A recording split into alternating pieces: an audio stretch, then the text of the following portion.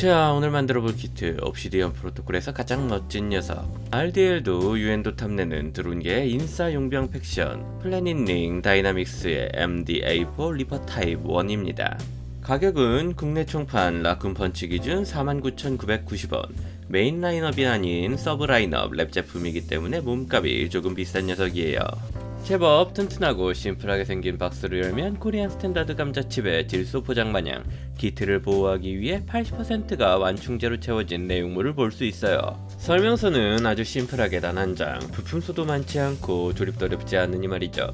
설명서 뒤쪽엔 두 가지 타입으로 만들 수 있다고 나오는데, C타입은 다른 제품인 리퍼 드론 중장형을 구입해 파츠 교환을 해줘야 합니다.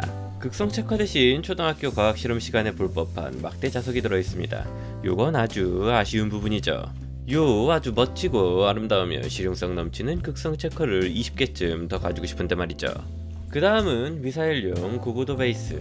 본체용 75mm 베이스는 RDL 키트와는 다르게 안쪽 원형 베이스도 75mm가 된 개선형 베이스입니다. 게임에 사용하는 카드는 리퍼 A타입과 C타입, 그리고 리퍼 드론이 쏴제끼는 피란냐 미사일의 데이터 카드가 들어있어요. 그 다음 눈에 들어오는 건 요람의 눈, 소중한 응애 베이비 마냥 꽁꽁 싸매놓은 3D 프린트 레진 파츠들이 눈에 들어옵니다. 제가 모델 짬밥이 짧지 않은데도 강박에 가까운 이런 훌륭한 패키징은 처음이에요. 이게 따거국의 위대함이죠. 그지 같은 패키징을 하는 유럽의 회사들은 본받으시길 바랍니다. 리퍼 드론엔 두 종류의 프린팅 파츠가 들어있습니다. 일단 이 녀석들의 가드 부분을 전부 제거해줄 거예요. 작은 친구는 그냥 손으로 똑똑 뜯어주면 됩니다. 큰 녀석은 리퍼로 잘라내줄 겁니다. 궁극 리퍼를 사용하면 날 해먹기 아주 좋으니 튼튼한 타미야 소프트 메탈 리퍼로 잘라줍니다. 파츠들을 자세히 살펴보면 플라스틱 인젝션 키트에선 보기 힘든 살벌한 디테일을 볼 수 있습니다. 빽빽하게 올라온 가이드의 모습이 어릴 적 재밌게 했던 롤러코스터 타이쿤이 생각나네요. 다른 색으로 따로 사출된 파츠는 개선판 파츠입니다. 3D 프린트로 사출되는 모델들은 형상이나 설정에 따라 미성형 사고가 나는 경우도 있으니까요. 일종의 스페어 파츠라 보시면 됩니다. 이제 조립해야 되니 서프터에서 분리해줄 겁니다. 조심스럽게 힘을 줘가며 손으로 뜯어내주면 돼요. 김치맨의 본능을 참지 못하고 빨리빨리 뜯어 제끼면 파츠의 약한 부분이 와장창 바사삭 부서질 수 있거든요. 손으로 잘 안 뜯기는 부분은 리퍼를 이용해 잘라내줘도 됩니다. 떨어진 서프터 조가리는 가정의 평화를 위해 꼭 깨끗이 치워줍시다. 서포터가 꽤나 깔끔하게 떨어지긴 하지만 손질을 하지 않을 수 없죠. 모델의 퀄리티를 위해 나이프와 사포로 깔끔하게 파츠를 손질해 줍시다.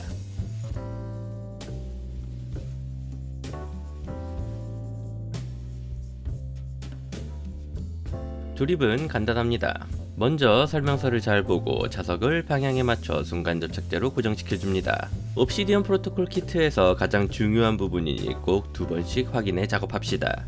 꼭 두 번씩 확인해 작업합시다. 자석을 박아 넣은 다음은 파츠들을 접착해주면 되는데 일부 파츠는 약간의 가공이 필요할 수 있어요. 팔 연결부 파츠의 결합부 사이즈가 맞지 않아 타미야 크래프트 파일 프루를 이용해 갈아내줄 겁니다. 다른 색으로 사출된 개선 파츠를 사용해도 되지만 그거 결합부가 너무 작아 헐렁거리거든요. 적당히 줄로 잘 갈아내면 접착제 없이도 아주 단단히 결합되기도 하고 말이죠. 리퍼 드론 조립 시 가장 주의할 부분은 요 탄띠 부분입니다. 3D 프린팅 레진이라 가열해서 휘게 만들 수 없으니 위치를 잡기가 까다롭죠. 너무 힘을 주면 모델과 멘탈이 바사삭 감자칩 마냥 깨져버리니 차라리 탄띠와 연결되는 파츠들을 가장 먼저 접착해주는 게 나을 수 있어요. 자, 이렇게 엠버 옵시디언 프로토콜에 등장하는 드론 중 가장 멋진 녀석 리퍼 드론 경장형에 조립을 해봤습니다. 리퍼라는 중이병 넘치는 이름, 대량 생산을 위해 모듈식으로 디자인된 실용성 넘치는 외관, 아주 제 맘에 쏙 드는 녀석입니다. 특히 허리, 어깨, 사타구니, 발목에 드러난 저 섹시한 실린더가 저를 미치게 만들죠. 그와 대비되는 살짝 멍청해 보이는 볼링공을 닮은 메인 카메라는 귀여움마저 느껴집니다. 특히 한쪽으로 살짝 치우치게 달려있는 후방 카메라에는 감탄을 참을 수가 없었어요. 밀리터리 스타일 양산형 이족보행 메카는 이렇게 디자인하는 겁니다. 그럼 이제 도색을 할 차례죠.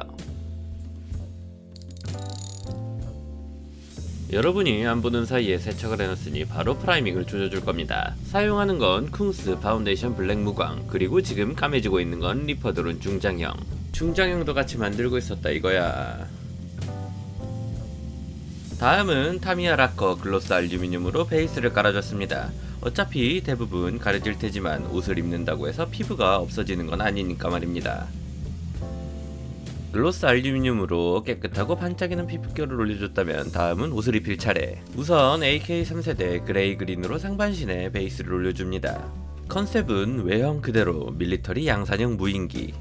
밀리터리 컨셉의 베이스 컬러로 사용하기엔 다소 가벼운 느낌이 들지만 나중에 오일 워시를 끼얹어 줄 거니 이 정도가 적당하다 생각해요. 올리브 드랍 같은 컬러는 지나치게 어두워질 수 있으니까요.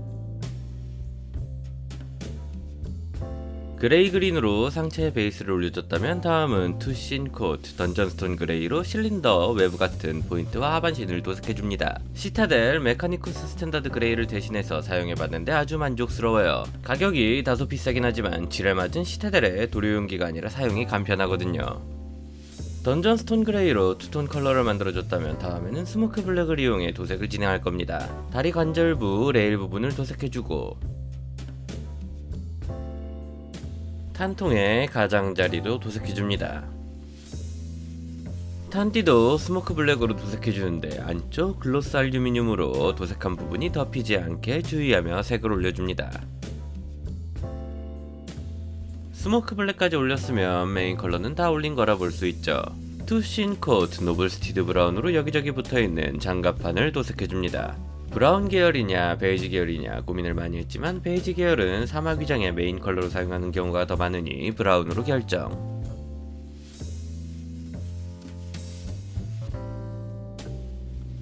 장갑판 도색이 끝나면 다음은 부분 컬러들을 올려줄 차례. 우선 AK 3세대 그라파이트로 메인 카메라를 도색해주고 프로 아크릴 패디드 울트라마린으로 어깨 실린더의 커버를 도색해줍니다. 투신 코트 드래곤스 골드로는 피스톤 로드 부분을 도색. 바이에오 메카 컬러 스틸로는 도색하며 덮여버린 디테일들을 도색해줍니다. 양산기 하면 넘버링도 빼놓을 수 없죠. RDL 코어셋에 들어있던 데카를 이용해 동체 상부에 넘버링 마크를 올려줍니다. 붓을 이용해 데카의 위치를 잘 잡아주고 마크 세터와 소프터를 살짝 발라준 다음 면봉으로 부드럽게 눌러 완전히 밀착시켜줍니다. 어깨에 달린 삐용삐용은 타미야 라카 클리어 오렌지로 도색해줬는데 오렌지보다는 드래곤스 리치에 가까운 컬러가 나왔어요. 한 번 더 도색해줄까 했지만 여기서 스탑. 그 다음 바로 유광 마감제를 올려줍니다. 무광이 아니라 유광이에요. 오일 워시를 해줄 거니까요.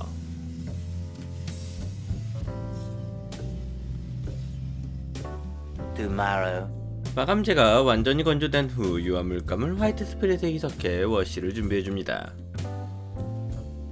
손톱에 발라봤을 때 반투명한 느낌이면 오케이.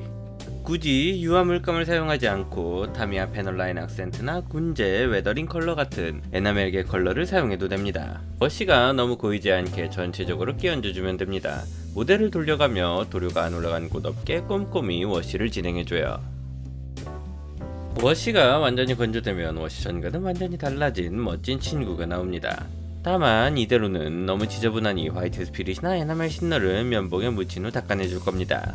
적절히 워시를 남기며 닦아나가 느낌을 잡아주며 잘 안 닦인다 싶을 땐 까매진 면봉을 바꿔서 작업해줍니다. 힘을 너무 주게 되면 도색이 벗겨질 수 있으니 주의해줍니다. 이 과정에서 면봉에 대량 학살이 일어나니 꼭 넉넉한 양의 면봉을 준비해주세요. 그 다음 마무리로 군제 슈퍼스무스 클리어 무광으로 마감을 해줍니다.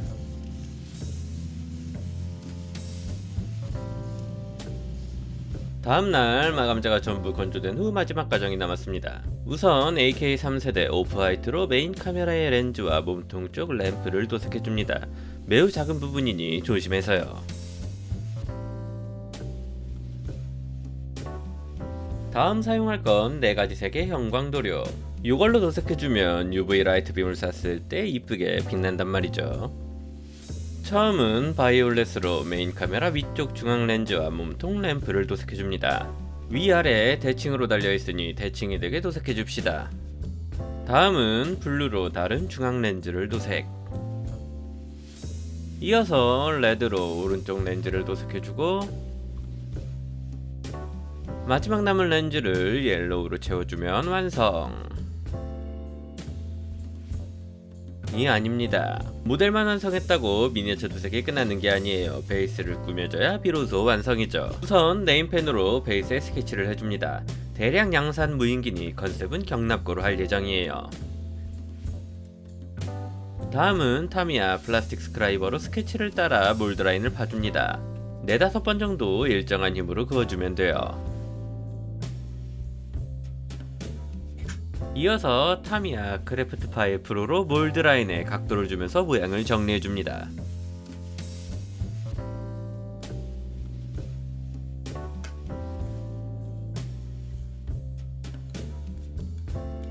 몰드라인 정리가 끝나면 가텐드 카미야스 240번으로 전체적으로 러프하게 샌딩을 해 스크래치를 표현.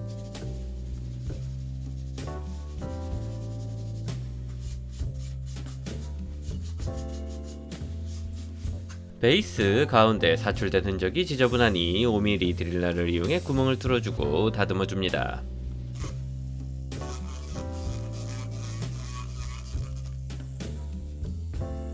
이어서 가텐드 스핀 몰드 45 1mm로 몰드를 봐주면 베이스 조형은 완성. 도색은 아주 간단하게 끝낼 거예요. 베이스에 너무 많은 힘을 주지 않는 게 제 스타일입니다. 블랙으로 프라이밍한 베이스 위에 타미야 아크릴 XF57번 버프만 이용해 얇게 겹쳐 도색해가며 회색빛의 경납고 가판을 표현해줍니다.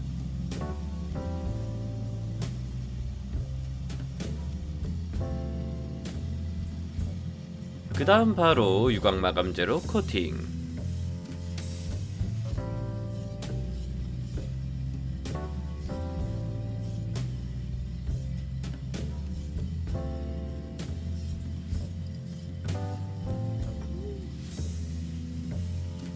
마감제가 건조된 다음날 어디선가 구입하고 방치됐었던 넘버링 애칭을 쓸 때가 왔어요. 애칭을 잘 배치해주고 마스킹 테이프로 고정해주면서 마스킹을 해줍니다. 그 다음 AK 3세대 오프화이트를 에어브러쉬로 쏴줘 경납고 넘버를 새겨줍시다. 마스킹 테이프를 벗겨 애칭을 제거해주고 사용하지 않는 에어브러쉬 니드를 이용해 넘버링에 스크래치를 갈겨줍니다. 마스킹을 부분적으로만 해줘 경계가 생겨버렸는데 저건 나중에 아크릴 신너를 이용해 지워주면 됩니다. 이런 뻘짓을 안 하려면 귀찮아도 전체를 마스킹 해주면 돼요. 아크릴 신너로 뻘짓으로 생긴 경계를 지워준 다음 바로 무광 마감을 올려주면 정말로 끝입니다.